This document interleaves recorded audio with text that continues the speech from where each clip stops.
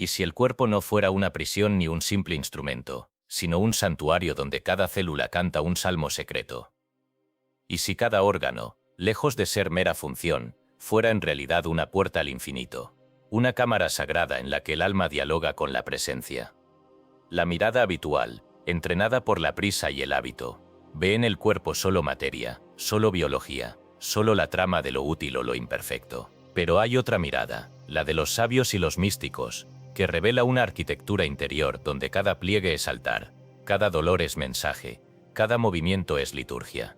En el Zohar, uno de los textos fundamentales de la Cábala, se enseña que el cuerpo es el ropaje del alma, y sus miembros son letras vivas que escriben el misterio del nombre en la tierra.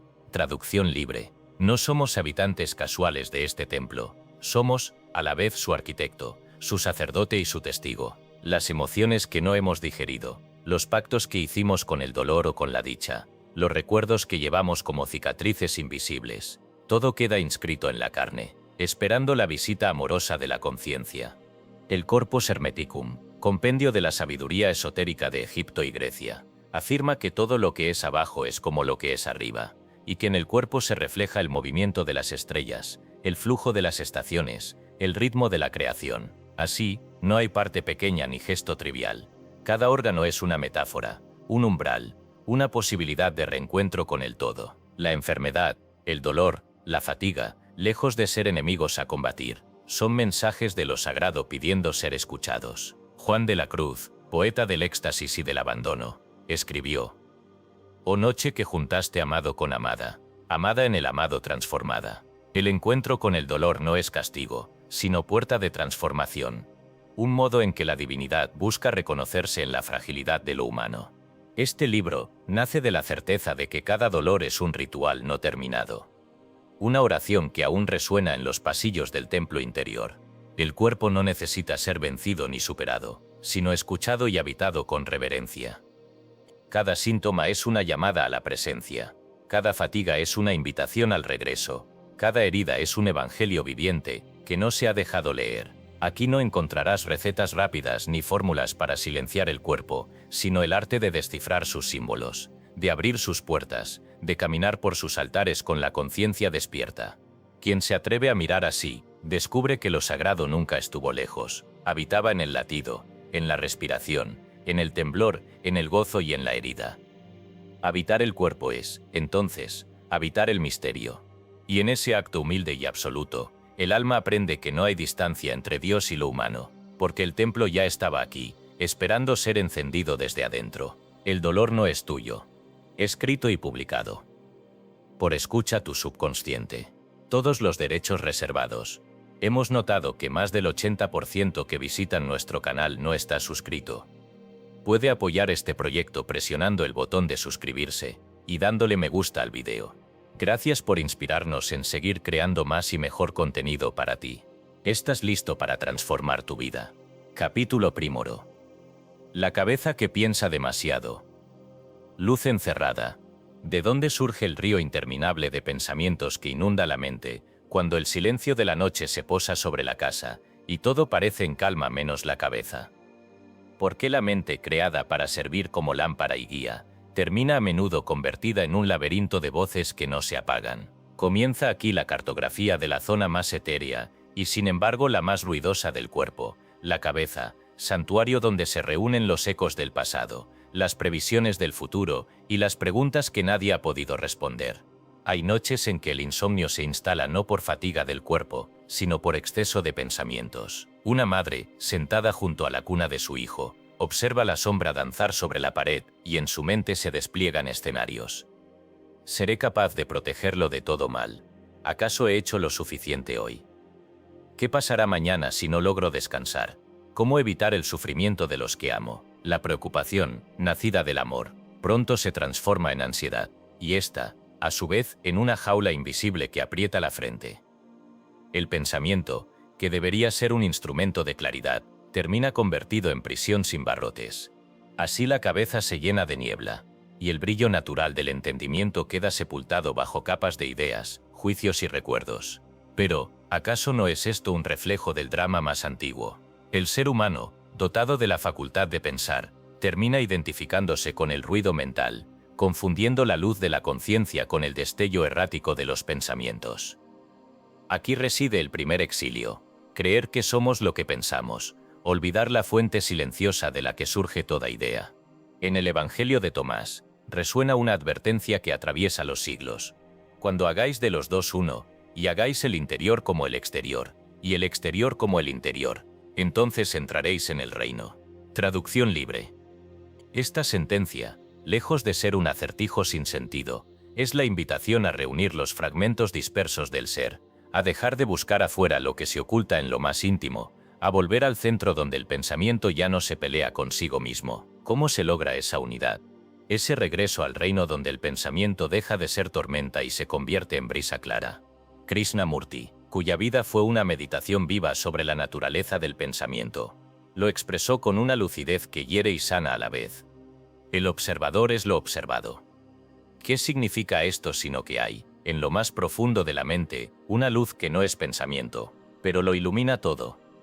La cabeza que piensa demasiado ha olvidado que su misión no es resolver cada problema, sino permitir que la luz fluya sin obstrucción. El pensamiento puede analizar, planear, recordar, pero nunca podrá abrazar el misterio último. La ansiedad nace cuando el pensamiento, en vez de servir a la vida, se rebela y pretende gobernarla, creyéndose capaz de controlar lo inconmensurable. A menudo, el exceso de pensamiento es la manera más sofisticada de evitar el presente. Nos perdemos en el qué pasará y el qué debió haber sido, rechazando el ahora porque parece insuficiente, inseguro, irrelevante. Sin embargo, cada vez que la mente corre, el cuerpo se tensa, la frente se arruga, los ojos arden, el sueño se dispersa. Así, la energía vital se fuga por la grieta de la preocupación, y el cuerpo entero paga el precio de una mente que no sabe detenerse. ¿Y si el silencio no fuera el enemigo, sino el hogar al que urge regresar? ¿Y si detrás del murmullo de los pensamientos existiera un campo de claridad inalterable, esperando ser recordado? La sabiduría antigua nunca buscó acallar la mente por la fuerza, sino despertar en ella la nostalgia del origen. La respiración consciente, lejos de ser solo técnica o consigna, se convierte aquí en la oración secreta. Cada inhalación es un regreso a la raíz, cada exhalación un soltar aquello que nunca nos perteneció. Respirar profundo, sintiendo el aire fresco atravesar la frente y descender al corazón. Es un acto de fe en la presencia que sostiene el pensar. No se trata de luchar contra los pensamientos, sino de mirarlos pasar, como nubes que cruzan el cielo. Al hacerlo, la luz que estaba encerrada empieza a liberarse, y la cabeza se aclara sin esfuerzo. El maestro interior susurra: no intentes detener el río, aprende a observarlo desde la orilla. He visto a hombres y mujeres pasar décadas atrapados en la cárcel de sus ideas, repitiendo los mismos diálogos internos, temiendo el error, buscando garantías imposibles. He visto a sabios enmudecer ante la evidencia de que toda certeza es prestada y provisional, y he visto a niños dormirse con el ceño apretado, herederos inconscientes de un mundo que nunca aprendió a soltar la mente. Pero también he presenciado el milagro silencioso de quien, al rendirse ante la imposibilidad de controlar cada cosa, experimenta una paz inexplicable. Sucede, a veces, en un momento de agotamiento extremo, cuando no quedan fuerzas para pensar más y solo se puede respirar. Sucede en el suspiro que sigue a la rendición. La luz, antes encerrada, se expande, y la cabeza se siente por fin como lo que es: un espacio abierto para el misterio. Quien se identifica con sus pensamientos vive exiliado del reino. Quien aprende a observarlos sin identificarse, regresa al origen donde el pensamiento es solo uno de los hijos del silencio. Diría un antiguo maestro gnóstico: y así la madre que no podía dormir aprende a abrazar la incertidumbre. La ansiedad se disuelve al contacto de la respiración profunda. Y el pensamiento, lejos de ser enemigo, se convierte en mensajero de lo que hay que soltar. ¿Eres tú tus pensamientos, o eres la luz que los observa? En esa pregunta, repetida en el umbral de cada insomnio, se esconde la llave de la libertad interior. La cabeza, ese altar luminoso que a veces se convierte en mazmorra, está llamada a recordar su vocación original. No encerrar la luz, sino dejarla pasar. No eres tus pensamientos, eres la luz que los observa sin ser atrapada por ellos. Capítulo Sibus, pecho cerrado, corazón perdido. El amor que no salió. ¿Cómo se convierte el corazón en una bóveda sellada, donde las emociones, lejos de fluir, se sedimentan como piedras antiguas? ¿Por qué el dolor que no se nombra termina habitando el pecho, robando la ligereza del aliento, tiñendo la sangre de un peso inexplicable? Son preguntas que atraviesan todas las edades y credos, porque el corazón, ese núcleo palpitante del yo soy, no conoce fronteras culturales, ni distingue entre el iniciado y el ignorante. Basta vivir y perder, basta amar y callar, para que el pecho aprenda a cerrar sus puertas. Existe una herida secreta que la mayoría de los humanos comparten, la de haber amado sin poder expresar, la de haber perdido sin permitirse el duelo, la de haber guardado palabras y lágrimas como si fueran peligrosas. El corazón tan elogiado por los poetas y los santos. Es también la cámara más temida, porque ahí se refugian los ecos de lo no vivido, la culpa de lo no dicho, la tristeza de lo que jamás regresará. Se convierte entonces en el escenario donde la separación parece más real, donde la sensación de aislamiento se endurece como una costra sobre la herida original, la ilusión de estar solos incluso rodeados de afecto. Cuenta una mujer, de voz suave y mirada huidiza, que nunca lloró por su madre cuando partió. El día del entierro sintió un frío inexplicable en el pecho, una opresión que confundió con entereza. Alguien tenía que ser fuerte, se dijo, y así pasaron los años. No hubo lágrimas ni luto, solo una prisa incesante por cuidar a otros, por cumplir con todo, por no fallar en nada. El cuerpo obediente guardó el duelo en el silencio del pecho. Fue mucho tiempo después, cuando la enfermedad visitó su corazón en forma de arritmia y fatiga constante, que comprendió: lo que se niega a salir, se transforma en sombra. Lo que no se honra, se enquista y exige ser reconocido. En la nube del no saber, ese antiguo tratado anónimo que enseña a buscar a Dios en la tiniebla de la no certeza, se encuentra una advertencia sutil. El alma que rehúsa atravesar la nube del dolor nunca alcanza la claridad del amor divino. El libro, nacido en la mística cristiana del siglo XIV, no propone fórmulas ni consuelos rápidos. Invita, más bien, a adentrarse en la niebla, a respirar hondo en el lugar donde la tristeza y la culpa guardan su redención. No se trata de forzar el olvido, sino de aprender a mirar de frente lo que duele, a sostener con ternura lo que pesa. Solo así el pecho, endurecido por la defensa, comienza a aflojarse y el amor retenido se convierte en manantial, no en pantano. El libro de Enoc, venerado por los antiguos y prohibido para muchos, describe cómo los corazones endurecidos por la injusticia y la pérdida terminan convertidos en moradas de los vientos errantes, espíritus que buscan reposo en vano. Si el amor no circula, si la compasión no encuentra salida, todo el templo interior se vuelve terreno de exilio. El corazón cerrado por miedo a sufrir, deja de ser puente y se convierte en muro. La verdadera enfermedad no es la arritmia física, sino la incapacidad de llorar, de gritar, de pedir ayuda o de celebrar la belleza perdida. ¿Quién enseñó que el llanto es debilidad? ¿Quién dictó que la fortaleza consiste en resistir sin quebrarse, en callar lo que arde? El corazón que no se permite quebrarse termina perdiendo su don original, la capacidad de abrirse a lo nuevo. Y sin apertura el amor no es río sino lago estancado. El cuerpo recuerda lo que el alma niega, cada respiro acortado, cada palpitación irregular, cada gesto contenido es un mensaje de lo invisible. Déjame salir, no quiero ser tu cárcel. No existen afirmaciones de amor propio que puedan funcionar como conjuros cuando el corazón está sellado. Repetir frases frente al espejo sirve de poco si no va acompañado de un gesto real, de una reconciliación íntima. Amar lo que duele es el primer acto sagrado, bendecir el propio dolor, sin avergonzarse de la herida. Es la liturgia que transforma la sombra en puerta. El amor propio no es vanidad ni defensa, es el reconocimiento de que todo lo vivido, incluso lo que más lastima, es digno de ser abrazado. Solo así la herida se convierte en ventana, solo así el pecho deja de ser bóveda, y vuelve a ser cuna. Recuerda la historia de la mujer que no lloró por su madre. Fue en una noche de insomnio, muchos años después, cuando por fin se permitió recordar la voz, el olor, el tacto perdido.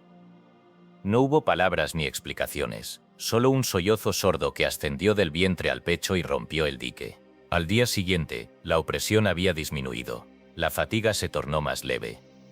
No fue milagro instantáneo, sino el comienzo de una reconciliación. La sombra que habitaba el pecho no desapareció, pero dejó de ser amenaza y se transformó en memoria viva. Las enseñanzas antiguas coinciden. No hay separación real entre quien ama y quien es amado, entre quien parte y quien se queda, entre la luz y la sombra. La ilusión de la soledad es el velo que cubre el corazón. Quien se atreve a amar lo que duele, a honrar lo que se perdió, descubre que el dolor no era castigo sino portal.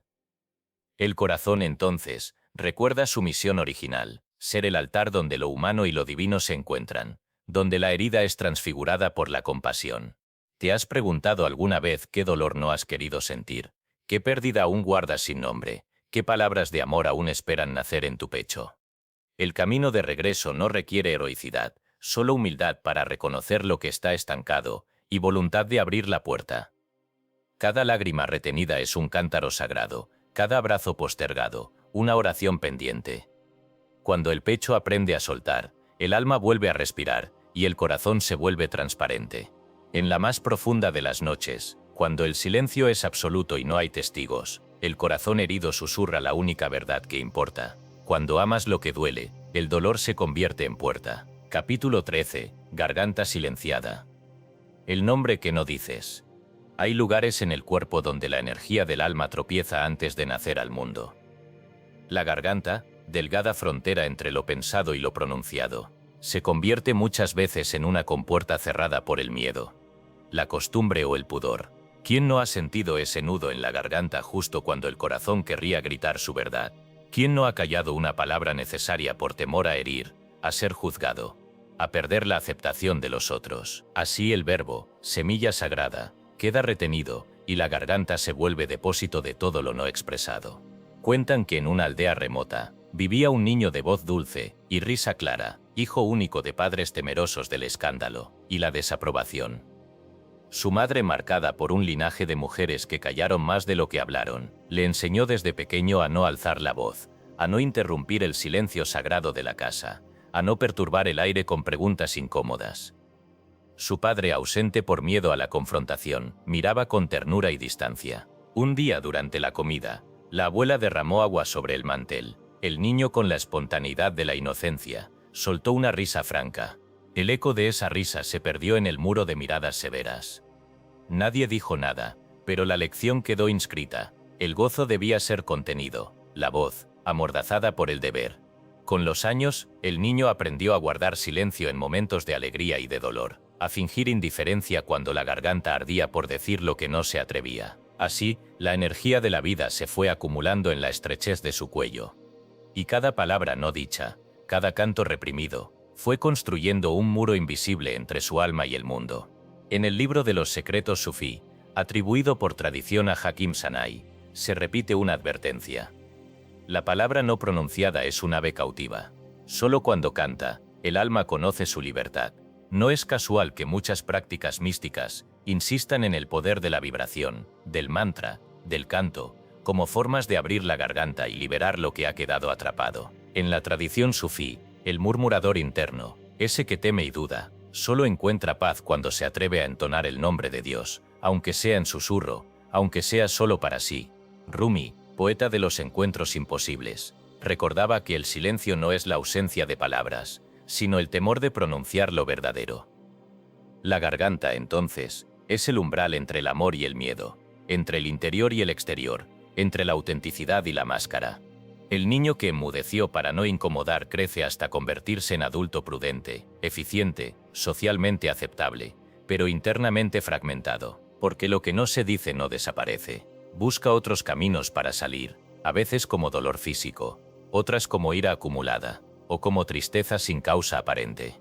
Caroline Myss, explorando la anatomía energética del ser humano, describe el quinto centro, la garganta, como el lugar donde se entrelazan la voluntad personal y la voluntad divina. Allí, dice, reside el derecho a decir yo soy y a afirmar la verdad interior. Cuando esta puerta se cierra, el alma comienza a languidecer, la creatividad se marchita, la comunicación se convierte en repetición automática y la vida pierde su música. La garganta no solo pronuncia, sino que consagra. Es el altar donde la palabra se convierte en puente entre lo invisible y lo visible. A veces, el silencio es necesario, protege, madura, reserva. Pero cuando se convierte en hábito defensivo, traiciona la misión original del verbo. En las antiguas escuelas de misterio, se enseñaba que la palabra es acto, que el universo entero fue tejido por un sonido primordial, un verbo inicial. Callar lo verdadero es negar ese linaje, es cortar el flujo de la creación, y así como el niño aprendió a reprimir su canto, millones de almas han aprendido a callar lo que sostiene su propia vida. La confesión de una pena, la gratitud nunca pronunciada, el amor que se esconde tras la ironía, la herida que pide ser nombrada para cicatrizar. Pero existe una práctica secreta que no necesita escenario ni testigos. Es el canto interno, la vibración silenciosa del alma que se atreve a pronunciar en la intimidad lo que teme decir en público. Se puede entonar un nombre sagrado en la mente, se puede recitar una oración sin mover los labios, se puede susurrar a la propia conciencia la verdad más profunda. Estoy aquí, esto soy, esto siento, esto amo, esto temo. Cada vez que la voz interna se expresa, la garganta se ablanda, el nudo se deshace un poco más, y la energía vuelve a fluir hacia el corazón y hacia la mente. ¿En qué momento aprendiste a callar? ¿Qué palabra lleva años esperando ser pronunciada? ¿Cuál es el canto que ahogaste por vergüenza? ¿Cuál la verdad que guardaste para no perder el amor de los otros? Preguntas como piedras preciosas, que no buscan culpables, solo la recuperación del verbo perdido. Porque no hay mayor traición a uno mismo que negar la propia voz. Y no hay mayor redención que recuperar el derecho sagrado a decir, cantar, nombrar, aunque solo sea en soledad, aunque tiemble el cuerpo al hacerlo. A veces basta con un murmullo, con un suspiro, con la entonación suave de una frase íntima, para que la garganta recuerde su propósito. La práctica consiste en escuchar la voz interior, en honrarla, en darle al menos un espacio secreto donde pueda desplegar sus alas. Así como el niño de la parábola guardó silencio para no incomodar, también puede aprender, ya adulto, a crear un santuario donde su voz sea bienvenida. Tal vez nunca pronuncie en público su verdad más profunda, pero habrá roto el pacto del miedo, y habrá abierto la puerta a una vida más íntegra. Las tradiciones antiguas coinciden. La palabra es medicina, pero solo si es pronunciada con el alma. Lo que callas te posee, lo que nombras te libera. El universo entero resuena en cada sílaba auténtica, y la garganta puente sutil reclama su derecho a ser canal y no barrera. Callar lo verdadero es negar el verbo que eres. Capítulo 4. Espalda alta. El peso que no es tuyo. Hay zonas del cuerpo que aprenden a sostener el mundo antes de que la conciencia despierte al dolor. La espalda alta, ese umbral entre el corazón y la nuca, se convierte para muchos en altar involuntario donde se depositan las cargas que otros no supieron, no pudieron o no quisieron soltar. Se camina erguido, y sin embargo el alma va encorvada, empujada hacia el suelo por historias antiguas, lealtades invisibles, pactos que nunca se pronunciaron, pero que pesan como el hierro de una cadena heredada. ¿Cómo es posible cargar con destinos ajenos, con dolores de abuelos que nunca vimos, con duelos que ni siquiera recordamos? El misterio de la herencia espiritual es más vasto que el de la sangre. A veces, lo que más pesa en la vida no es el error propio, sino la culpa o la tristeza no resuelta de quienes vinieron antes.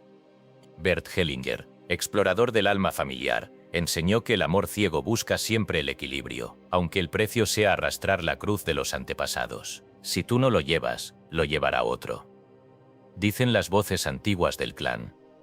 Así, la espalda se tensa para cumplir un mandato que nunca fue explícito, pero sí absoluto. Hazte cargo, sé fuerte, no preguntes, no dejes caer a nadie. En un pueblo pequeño, lejos de los ruidos del mundo, un hombre vive con un dolor persistente entre los omóplatos, como si una piedra invisible hubiera anidado allí desde la infancia. Ha probado masajes, ejercicios, terapias, pero el peso no se disipa. Solo en sueños recibe la visita de un anciano silencioso, que le mira con tristeza desde la esquina de una casa de adobe. No lo reconoce, pero siente en su pecho una mezcla de culpa y deber no cumplido. Un día, movido por el azar o la providencia, escucha a su madre contar una historia olvidada. El abuelo, hombre callado y rígido, perdió a su hermano en la guerra y nunca lloró. Su espalda se fue encorvando hasta el final, y nadie supo qué dolor lo acompañaba. El nieto comprende entonces que el peso que lo atormenta no le pertenece, que ha sido elegido, sin saberlo, como depositario de un duelo que necesitaba redención. En el Kybalion, obra velada bajo el misterio y la síntesis hermética, se lee: nada escapa a la ley. Todo está en su lugar, cada causa tiene su efecto, cada efecto su causa. Los destinos se entrelazan como hilos en la urdimbre del todo. Traducción libre. Así, las cargas familiares, los secretos no dichos, las culpas y sacrificios, se perpetúan en el inconsciente hasta que alguien detiene el ciclo y pregunta: ¿es realmente mi destino cargar con esto? ¿Dónde termina el amor y comienza la renuncia a uno mismo? ¿Qué significa ser fiel? ¿Y en qué punto la lealtad se convierte en cárcel? Mark Walling, en su indagación sobre la memoria ancestral, afirma que lo que no se nombra se hereda. El cuerpo recuerda los pactos invisibles, la espalda duele cuando se lleva el luto de otro, cuando se vive para compensar la carencia ajena, cuando se acepta como deuda lo que jamás fue elección. El sacrificio, venerado como virtud, puede esconder el miedo a ser excluido del clan, la necesidad de pertenecer incluso a costa del propio destino. Así, la espalda se endurece, la musculatura se inflama, el sueño se vuelve pesado, la vida se reduce al esfuerzo de no defraudar a los muertos, de sostener el linaje con la esperanza de que, tal vez algún día, se reconozca el mérito de quien todo lo entrega.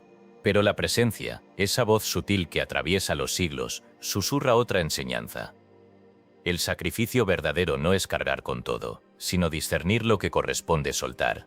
Amar a los ancestros no implica repetir su dolor, sino honrar su historia con compasión y límite. Soltar no es traicionar, sino permitir que cada alma asuma su destino y se libere de la rueda interminable de la compensación. Solo quien reconoce el punto exacto donde termina su cruz y comienza la ajena, puede caminar erguido sin traicionar al amor. He conocido personas que, al descubrir la raíz de su dolor, han iniciado el acto más revolucionario. Entregar simbólicamente la carga a quien realmente corresponde. Bendecir el pasado sin cargarlo. Devolver al clan la responsabilidad que intentaron asumir por amor. No hay ritual más sagrado que reconocer la propia frontera, y desde ahí bendecir a los que vinieron antes y a los que vendrán después. La espalda, liberada del peso inútil, aprende a sentir el aire, la expansión, la ligereza del presente. ¿A quién le debes tu fidelidad? ¿Qué cargas sostienes sin saber por qué? ¿Hasta dónde llega tu amor? ¿Y en qué momento se vuelve renuncia a ti mismo? Son preguntas que invitan a mirar hacia atrás, no para buscar culpables, sino para entender la trama sutil que nos une a todos. El verdadero sacrificio es romper el ciclo de la repetición, dar permiso a los muertos para descansar, y asumir solo la cruz que corresponde al propio camino. La espalda alta deja de ser altar del sacrificio ajeno, y se convierte en columna de luz cuando el alma aprende a discernir. En el instante en que sueltas el peso que no es tuyo, no traicionas a nadie, liberas a todos, porque la redención no es cargar, sino devolver a cada uno la dignidad de su propio destino. Dios no te pide que cargues la cruz de otro, sino que reconozcas dónde termina la tuya. Capítulo 5. Vientre bajo, donde el miedo es raíz. En lo más hondo del cuerpo, allí donde la conciencia rara vez desciende sin resistencia. Existe una cueva oscura, húmeda, anterior a toda palabra y a toda memoria explícita. El vientre bajo, matriz de vida y abismo de lo innombrado. Es el santuario donde la energía más densa, el miedo ancestral, la vergüenza heredada, la sexualidad prohibida, los traumas que ningún relato ha conseguido transmutar, se guarda en silencio. ¿Quién se atreve a entrar, sin escapatoria ni máscaras, en el útero espiritual donde lo humano y lo divino se confunden, donde cada sombra es la promesa de un nuevo nacimiento? En el inicio de la vida, el vientre es refugio, placenta y cuna. Allí todo está permitido, todo es sustento, todo es comunión ininterrumpida con el misterio de la existencia. Pero pronto las primeras heridas, las palabras que nunca se pronuncian, y los secretos familiares caen como gotas densas sobre el agua pura de la inocencia. Y el vientre, diseñado para gestar, deviene también tumba provisional de todo lo no vivido, de todo lo rechazado, de todo lo que genera miedo. Se convierte así en la cueva donde habitan los dragones del linaje, los tabúes y los terrores que no encuentran palabra para nombrarse. He escuchado el testimonio de una mujer que, siendo niña, sufrió un abuso callado, sellado por el pacto del silencio y el mandato de la vergüenza. Durante años, sintió en su vientre una presión constante, una pesadez inexplicable, una negación de la vida que la hacía rechazar su propio cuerpo. Cuando llegaba la noche, se abrazaba a sí misma, tratando de calmar la corriente subterránea de miedo y repulsión que parecía brotar de un lugar más antiguo que su memoria. Ningún médico halló la causa de sus malestares. Nadie le habló de la sabiduría de la serpiente, de ese conocimiento que enseña que la energía vital, la misma que puede envenenar, es la que también puede sanar si es reconocida y transmutada. Anodea Judith, maestra en el arte de descifrar los centros sutiles del cuerpo, escribe que el vientre bajo es el templo de la creatividad, el placer y la confianza en la vida. Pero también es el sótano donde el miedo y la vergüenza arraigan, donde la sexualidad negada se convierte en bloqueo, donde el trauma se transforma en niebla que sube lentamente hasta cubrir la conciencia. Judith enseña que la energía no desaparece, se transforma o se estanca. Si el vientre es negado, la vida entera se fragmenta. Si el miedo es abrazado y reconocido, surge la posibilidad de un renacimiento. En la tradición hermética, la serpiente es símbolo de la energía vital que, enroscada en el vientre, espera el calor de la conciencia para despertar. Se dice que todo lo reprimido busca la luz, y que nada permanece para siempre en la sombra. Las prácticas de Reiki, el uso de aceites sagrados, el simple acto de posar la mano sobre el vientre y respirar con atención amorosa, no son técnicas en el sentido común de la palabra. Son rituales, puertas al misterio. En cada toque consciente, en cada gota de aceite que bendice la piel, se recita sin palabras la oración más antigua. Me permito existir aquí, en este cuerpo, en este instante.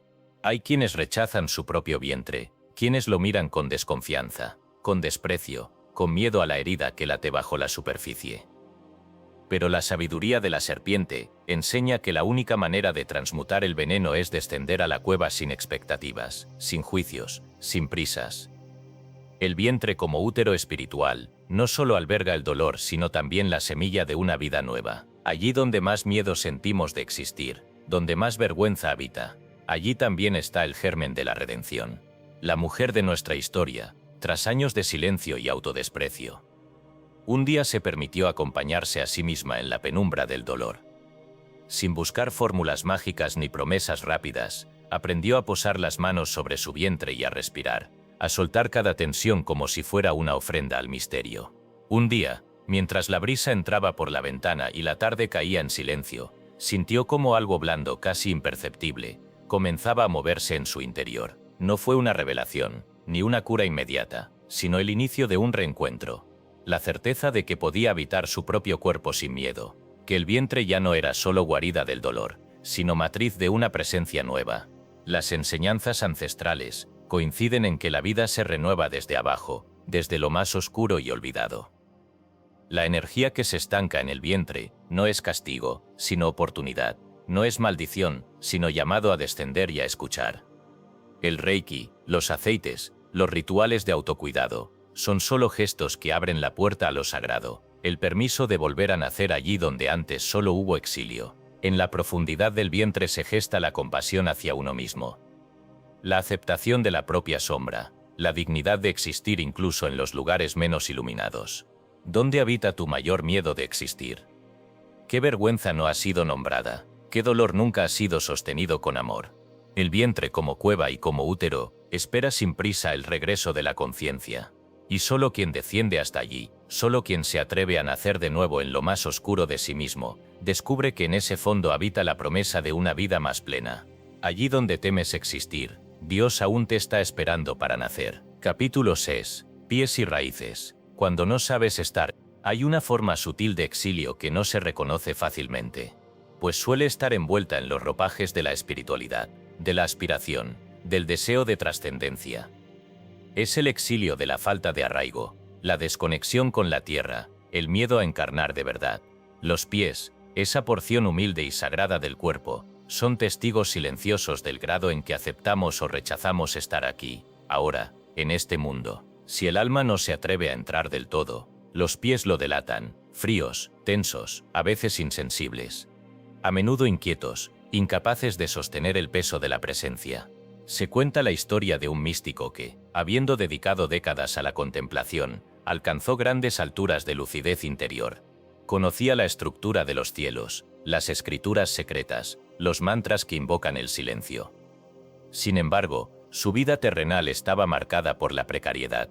No podía pagar la renta, olvidaba el mercado, dependía de la generosidad de otros para las necesidades más básicas. Un día, mientras meditaba profundamente en su habitación, un aviso de desalojo llegó bajo la puerta. En ese instante, la distancia entre el espíritu y la materia se hizo dolorosamente palpable. Toda su sabiduría sobre la naturaleza del alma no podía responder a la urgencia del presente, al llamado de los pies que, literalmente, no sabían dónde estar. La desconexión con la tierra no es solo un olvido físico, es un rechazo inconsciente de la encarnación, una añoranza de lo alto que se vive como repudio de lo bajo, como si la divinidad solo habitara en el éter y nunca en el polvo. Sin embargo, la sabiduría antigua insiste, no hay verdadera ascensión sin descenso, no hay iluminación duradera sin raíces profundas. Caminar sobre la tierra y saberlo, decía una anciana de nombre irrepetible. Es la única forma de rezar sin palabras. En Mujeres que corren con los lobos, Clarissa Pinkola. Estés cuenta que la mujer salvaje, arquetipo del alma instintiva y arraigada, es aquella que sabe escuchar a sus pies. La que está bien plantada en la tierra no teme al viento. Escribe, evocando la imagen de la que puede perderlo todo menos su pertenencia al mundo. El mito de la mujer que olvida sus zapatos, o que huye descalza del castillo de la mente. Es el mito de quienes han desconectado la espiritualidad del cuerpo, la imaginación de la experiencia. Los pies, entonces, se vuelven metáfora viva. Cuando se enraizan, la vida fluye. Cuando huyen o se paralizan, todo se dispersa. En el Evangelio de la Verdad, texto gnóstico de una belleza severa, se afirma: la ignorancia es como un sueño, y el alma que sueña no está presente ni ausente, vaga sin descanso hasta que recuerda el lugar donde se halla la raíz. No se trata de un retorno a la tierra como castigo o resignación, sino como el único camino hacia la plenitud. La presencia, esa llama que buscamos en altares y retiros, nunca ha descendido de los cielos, siempre ha estado esperando bajo la planta de los pies, en el contacto humilde y desnudo con la realidad, que a menudo menospreciamos. La práctica del caminar consciente, tan simple que parece inútil, es en realidad una oración encarnada. Cada paso, dado con atención, es una declaración de pertenencia, un sí renovado a la vida. No importa si el suelo es frío, rocoso, húmedo o áspero. Lo importante es sentir que la gravedad nos sostiene, que la tierra responde con paciencia infinita a la duda, la impaciencia, la dispersión. Caminar no es solo moverse, es sellar un pacto con el instante, aceptar el propio peso, honrar la senda que nos ha sido dada. En cada paso consciente, la espiritualidad se vuelve materia, y el misterio deja de ser abstracción para convertirse en carne. He conocido a quienes buscan incansablemente la elevación, y terminan perdiendo el sentido del aquí y el ahora. He visto a sabios incapaces de enfrentar la rutina diaria, a visionarios que tropiezan con la misma piedra de lo cotidiano, a almas refinadas que olvidan el mercado, la comida, la risa compartida. Pero también he visto a quienes, tras besar el suelo con humildad, han descubierto que la mayor revelación no es volar, sino aprender a habitar con dignidad el cuerpo y el tiempo que les fueron dados. ¿Dónde están tus pies ahora? ¿Los sientes realmente?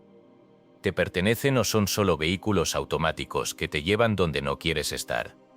Pregúntate si has hecho de la evasión un hábito, si temes tanto al dolor de la encarnación que prefieres perderte en pensamientos, sueños, aspiraciones imposibles. La espiritualidad auténtica no huye de la tierra, la bendice, la reconoce, la transforma. Los pies, cuando recuperan su lugar como raíces, convierten cualquier camino en altar, cualquier casa en templo, cualquier instante en eternidad. La presencia que buscas no baja del cielo en un rapto de éxtasis, no desciende como una paloma milagrosa, ni se posa sobre la cabeza del elegido. La presencia se enraiza bajo tus pies, en la callada aceptación de estar aquí, ahora completamente, aunque el cielo esté lejos y la tierra parezca dura. Solo así, paso a paso, el alma deja de huir y empieza, por fin, a estar. Capítulo 7. Manos cerradas. Cuando dejas de dar, en el misterio de la existencia, las manos ocupan un lugar sagrado y silencioso.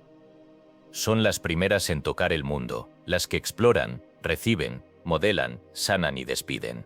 En su aparente humildad, las manos revelan la disposición secreta del alma, abiertas o cerradas, entregadas o retenidas, tiernas o endurecidas por el miedo y la memoria. Quien observa sus manos con atención, descubre la verdad de su propio corazón, porque en el gesto de dar y recibir se refleja el modo en que la vida circula o se estanca.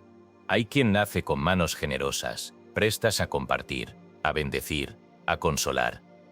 Pero basta que el amor recibido sea escaso o dolido. Basta una traición, una ausencia, una infancia donde el tacto fue castigo o indiferencia, para que las manos aprendan a cerrarse.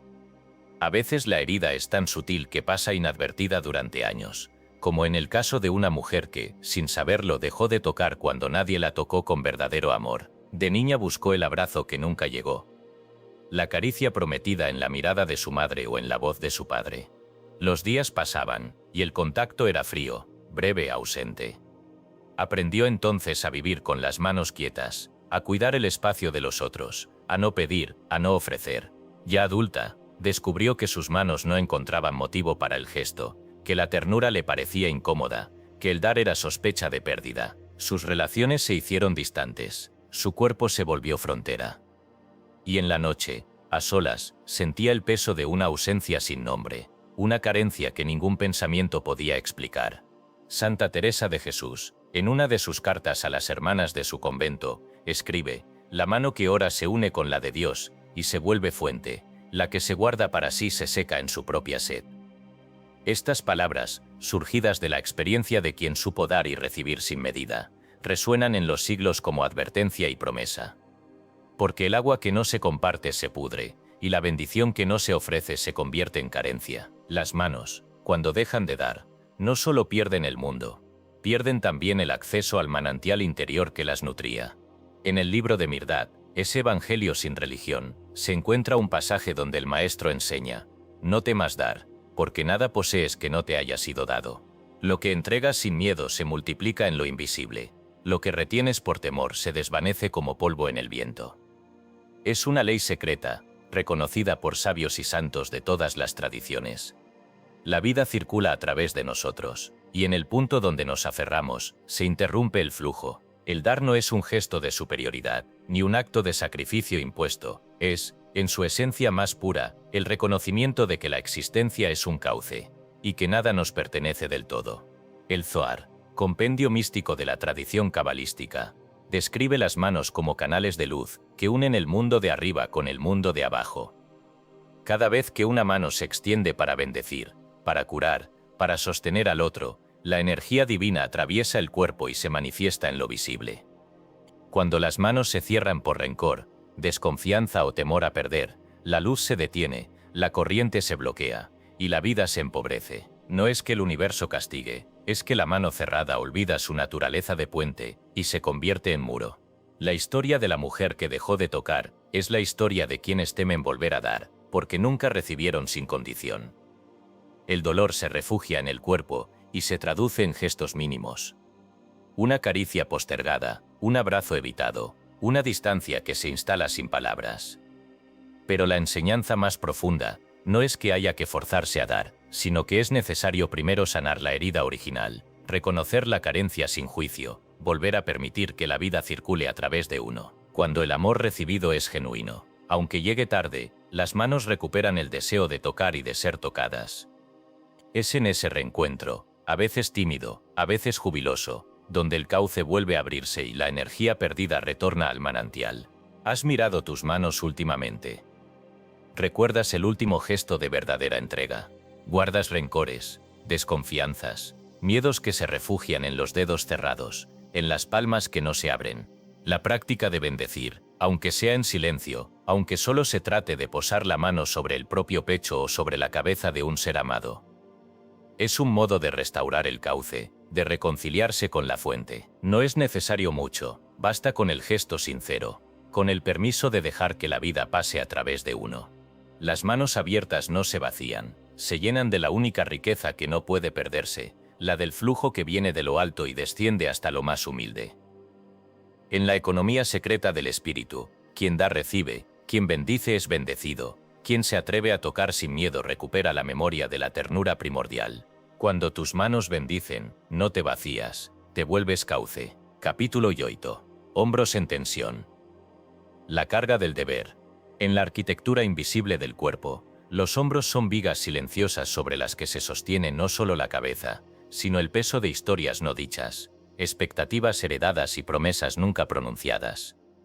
Son la bisagra entre el querer y el deber, entre el impulso del corazón y la demanda de la vida. No es casual que cuando la fatiga no encuentra palabras, cuando la presión se vuelve invisible pero persistente, los hombros sean los primeros en tensarse, en elevarse como barrera, en encogerse bajo cargas que, la mayoría de las veces, no nos pertenecen del todo. Allí se acurruca el mandato inconsciente de ser fuerte, de sostener a todos, de no permitir que el mundo perciba la vulnerabilidad. Entre los hombres de otras generaciones, pero también sutilmente, en las mujeres que asumen silenciosamente el papel de sostén. Este mandato suele venir sellado con una idea equívoca de fortaleza: nunca llorar, nunca ceder, nunca pedir ayuda. Recuerdo la historia de un padre que tras la muerte de su esposa, juró no quebrarse delante de sus hijos. Durante meses cada día fue un ejercicio de control, de sostener el trabajo, la casa, la rutina. Sus hombros, antes abiertos y flexibles, comenzaron a endurecerse, a doler, a crujir con cada movimiento. No habló de su dolor, no se permitió aflojar la pena, y en el silencio de la noche, su oración no era un rezo, sino una tensión muscular que nadie escuchaba. A los ojos de todos, era el pilar de la familia. Por dentro, era un hombre encadenado a su propia fuerza, temeroso de que, si dejaba caer el peso aunque fuera un instante, todo se vendría abajo. Madame Blavatsky, en sus escritos sobre la naturaleza oculta del ser humano, habla de la carga etérica que los cuerpos asumen sin saberlo, y advierte: la voluntad malentendida se convierte en yugo, y el deber sin alma es solo piedra muerta sobre el espíritu. Es una advertencia a quienes creen que sostenerlo todo es virtud, que cargar es amar, que el sacrificio silencioso será alguna vez recompensado. El hombro tenso no pide piedad, pide permiso para soltar, para rendirse, para ser, aunque sea por un instante, un cuerpo sin deberes y un alma sin peso. Gurdjieff, con su mirada impasible, enseñó que el hombre dormido no elige su carga, sino que la asume por inercia, por miedo a la culpa, por no saber diferenciar entre compasión y servidumbre. Decía que el gesto cotidiano, hecho con conciencia, podía ser más liberador que la más larga de las meditaciones. Así, la vida ofrece una puerta sencilla, casi desapercibida, para aligerar el peso, prestar atención al cuerpo, al movimiento de los hombros al caminar, al respirar, al trabajar, y descubrir cuántas veces se elevan sin necesidad, cuántas veces se tensan por historias antiguas, cuántas veces piden, sin voz, el derecho a descansar.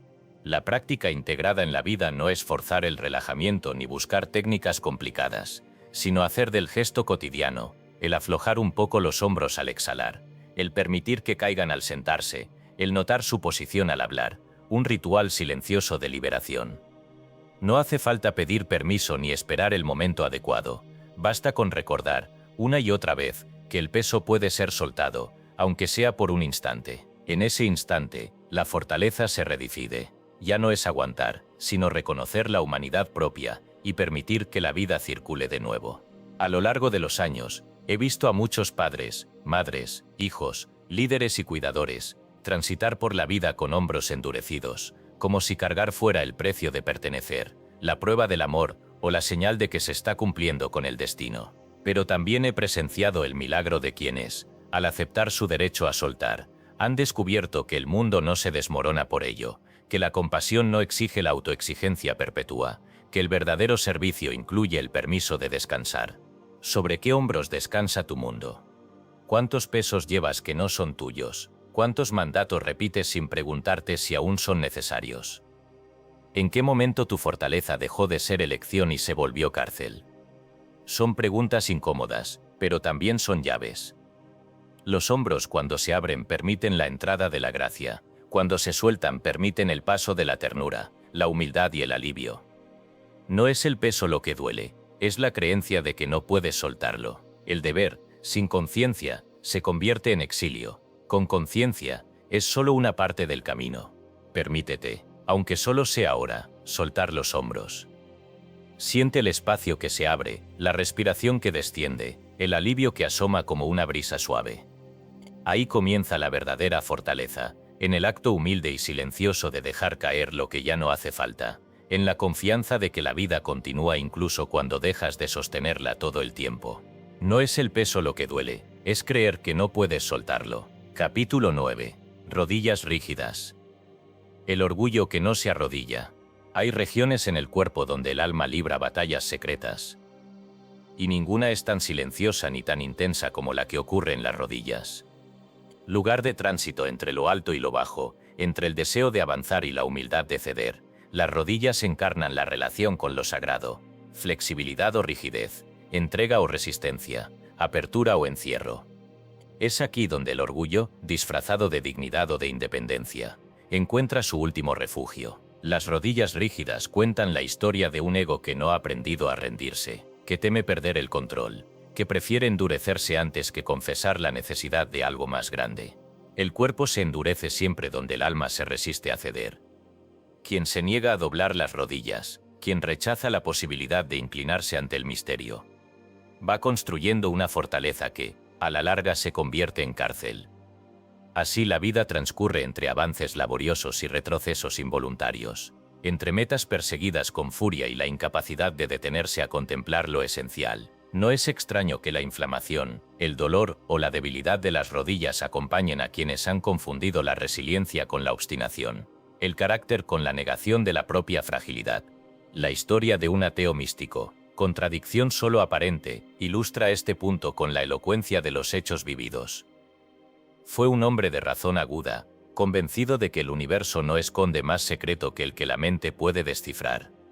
Pero bajo su escepticismo, albergaba una nostalgia oscura por lo sagrado, un anhelo nunca confesado de comunión, de sentido, de consuelo. Durante años, cultivó la distancia, la ironía, la autosuficiencia, hasta que, un día, una desgracia inesperada, la muerte de un ser querido, le obligó a enfrentarse a la impotencia.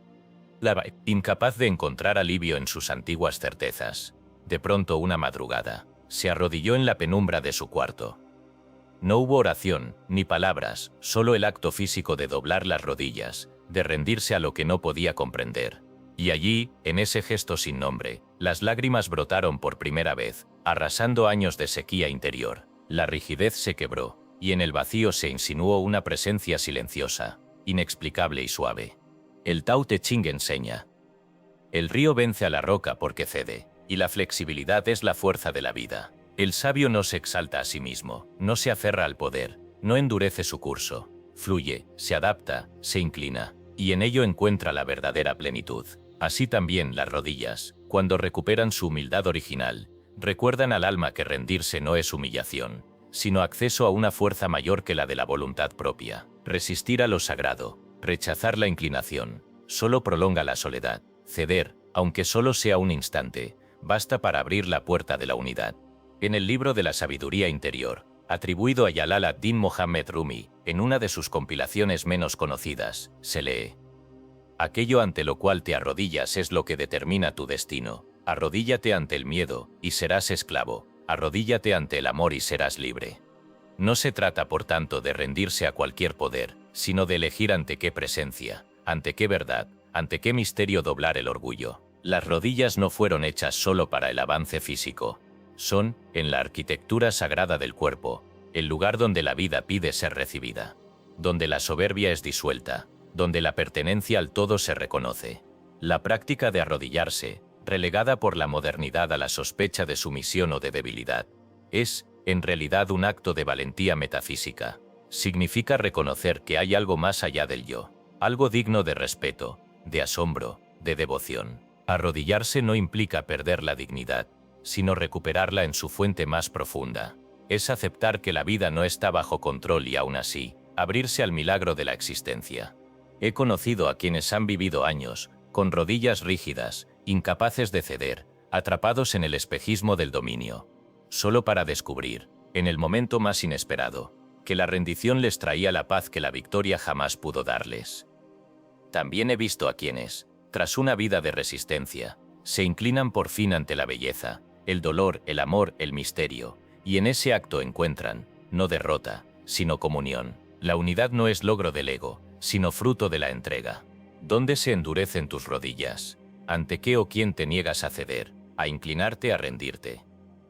¿En qué momento confundiste la resistencia con el valor? Quizá la pregunta más honda no es si te arrodillarás, sino cuándo te permitirás hacerlo y ante qué verdad. En el misterio del gesto humilde, el alma descubre su verdadera fortaleza. La rendición no es derrota, es el umbral de la unidad. Capítulo de En ti, cuerpo como mapa del alma, una cartografía sagrada. La mirada que se posa en el cuerpo suele ser la de la costumbre o la crítica. El cuerpo como herramienta, como carga, como objeto a perfeccionar o a disciplinar. Pero en la perspectiva de los sabios y los místicos, el cuerpo es un libro viviente, un mapa secreto donde el alma escribe a cada instante la memoria de su viaje, la huella de su búsqueda, la historia de su exilio y de su retorno. No hay órgano ni tejido, no hay pliegue ni articulación, que no sea, en lo profundo, símbolo de un estado espiritual, de una cualidad divina, de un misterio por revelar. Desde la frente que guarda los relámpagos del pensamiento hasta la planta de los pies donde la tierra canta su nombre. Cada zona del cuerpo es un portal. La cabeza que piensa demasiado revela la nostalgia de la luz original, el anhelo de una claridad que la mente sola no puede contener. El pecho cerrado, donde el amor retenido se transforma en sombra, recuerda que la vida pide ser sentida, no solo comprendida. La garganta silenciada, frontera entre la emoción y el mundo, denuncia el temor ancestral a pronunciar la verdad que sostiene el universo. Los hombros tensos, cargados de deberes y fidelidades, evocan el mandato olvidado de discernir entre el amor y el sacrificio ciego. El vientre bajo, cueva de miedos y renacimientos, nos invita a abrazar la sombra y a permitir que lo negado se convierta en semilla. Las manos cerradas o abiertas manifiestan el grado en que permitimos que la bendición circule, mientras los pies, raíces humildes, nos recuerdan que la presencia se enraiza en el instante, y no desciende del cielo por capricho. En la tradición de Rudolf Steiner, el cuerpo humano es presentado como el templo móvil del yo. El espacio donde el espíritu desciende para conocer, sanar, redimir y recordar. Steiner enseñaba que el cuerpo es el escenario de la conciencia, y que cada dolencia, cada tensión, cada impulso vital, es el eco de un drama más antiguo. El alma buscando su origen, perdiéndose y reencontrándose, como un peregrino que lee las señales de un mapa hecho de carne, huesos y aliento. No hay verdadera autoconciencia sin autopercepción corporal, afirmaba, sugiriendo que solo quien se atreve a habitar el cuerpo con presencia amorosa puede acceder al umbral de la transformación interior. Paracelso, alquimista y médico del espíritu, veía en cada órgano una correspondencia con una virtud, un defecto, una pasión, una posibilidad de redención. En sus tratados, la enfermedad no es castigo ni azar, sino mensaje, símbolo, lección cifrada. El cuerpo es un microcosmos, reflejo del macrocosmos, y todo lo que ocurre en el mundo exterior se representa en el escenario interior, escribió. Así el corazón no solo bombea sangre, sino que pulsa con la memoria del amor y del duelo. El hígado no solo depura, sino que resuena con el trabajo de la voluntad y del coraje. Los riñones filtran miedos y anhelos, los pulmones, la capacidad de recibir y soltar la vida. Nada es meramente fisiológico, todo es carta viva enviada por el alma a la conciencia.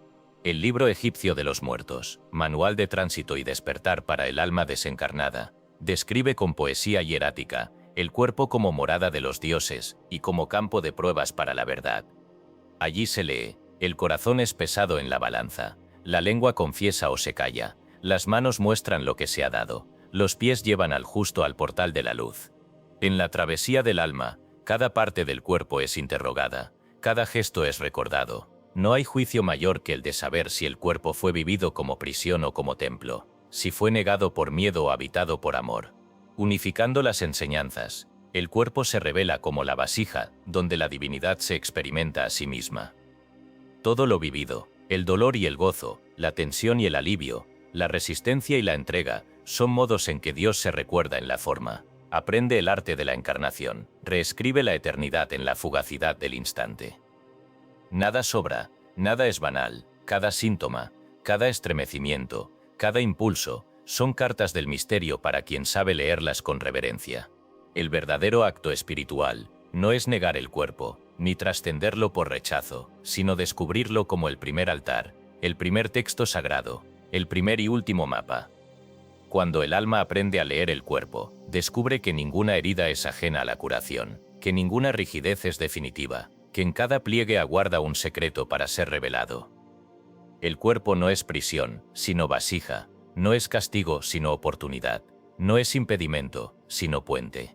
¿Has habitado realmente tu cuerpo, o lo has mirado como ajeno, extraño, insuficiente? ¿Has reconocido en sus dolores y placeres la voz de un espíritu que busca desplegarse, el eco de una memoria que no es solo tuya, sino de todo lo que ha existido? Quien aprende a habitarse así, descubre que no camina solo. En cada latido, en cada respiración, en cada paso, el universo entero se reconoce y bendice a sí mismo. Tu cuerpo no es prisión, es la vasija donde Dios se recuerda. Capítulo 11. El silencio del centro. Respirar la presencia. Al final de todo camino de autodescubrimiento, cuando las rutas del pensamiento se aquietan y los mapas del cuerpo ya no reclaman atención exclusiva, surge la pregunta esencial: ¿qué hay más allá del síntoma, más allá del dolor, más allá del entramado de emociones y órganos, más allá incluso del alma y sus múltiples máscaras?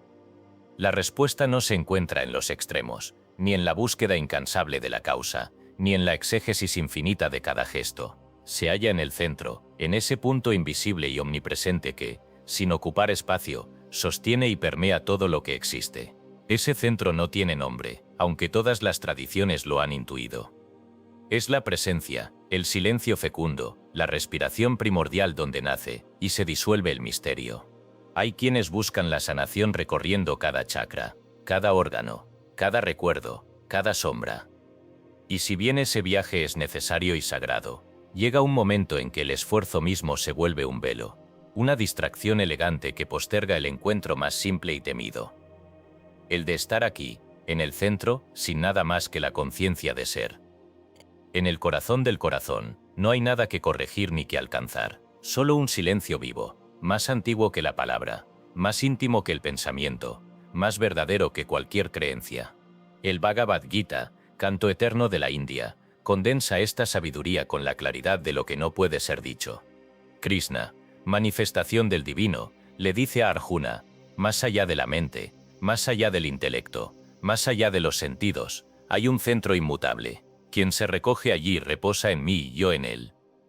Traducción libre. Es en ese reposo donde la lucha cesa, donde la tensión se disuelve, donde el cuerpo entero puede finalmente confiar en que existe un fundamento que no depende del esfuerzo, del control ni de la interpretación.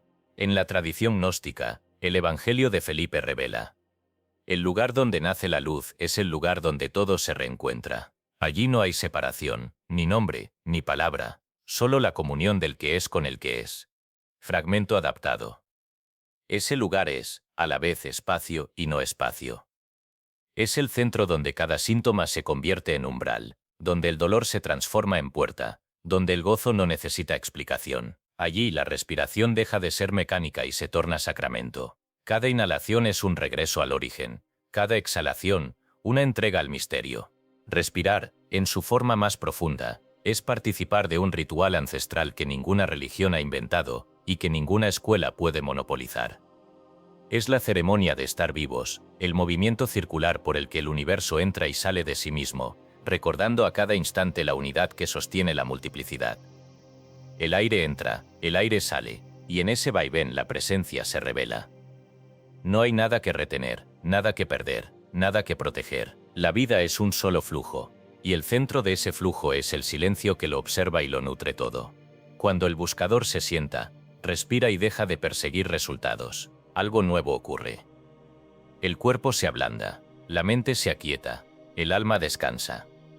En ese espacio sin nombre, lo sagrado deja de ser una idea para convertirse en experiencia. La experiencia de ser sostenido por algo, o por alguien que no necesita ser definido. Allí las preguntas se disuelven, los síntomas se relativizan, el dolor se convierte en mensajero, que regresa a casa y el gozo ya no es euforia, sino paz. ¿Has sentido alguna vez que en el centro de toda agitación hay un núcleo sereno, intocado, inalterable? ¿Has percibido el instante en que la respiración parece serlo todo, y en ese todo se borra la frontera entre tú y el universo? En ese umbral, no eres quien respira, eres el aliento mismo, el movimiento y el reposo, la voz y el silencio, la chispa y la eternidad.